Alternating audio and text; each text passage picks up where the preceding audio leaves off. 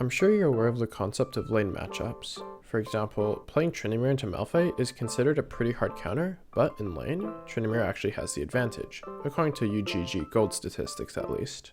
The reason why the matchup is considered bad is that there becomes a certain point where the Tryndamere just can't really kill a Malphite. This is what I'm talking about by lane matchups, and is the topic of this month's Learn the Rift episode.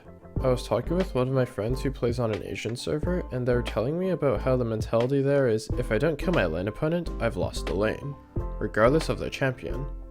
Unfortunately, this mentality is only true sometimes, and that's when you have a winning lane matchup and a losing post lane matchup.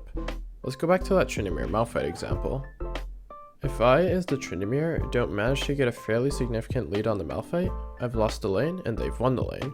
This is because once the Malphite has Frozen Heart, Bramble Vest, and played Steel Caps, my Blade of the Rune King and Berserker Greaves aren't going to be enough to kill him.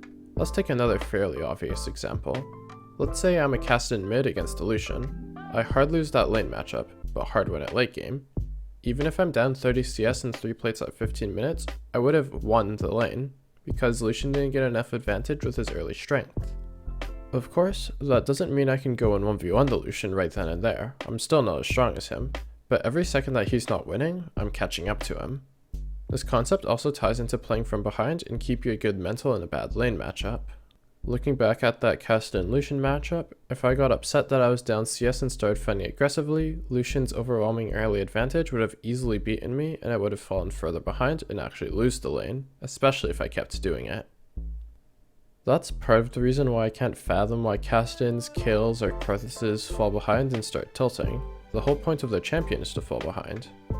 Anyway, this concept is important because it's vital to know your lane matchups so that you know when you need to be aggressive and when you need to be passive. My Tryndamere vs Malphite win rate last season was actually fairly positive since many players would pick Malphite to try and counter me in lane and swiftly realized that my level 2 all-in still kills them through their Q and E. Knowing your lane matchups will allow you to play more cleanly and win more games. I'll see you soon, and as always, thank you for watching.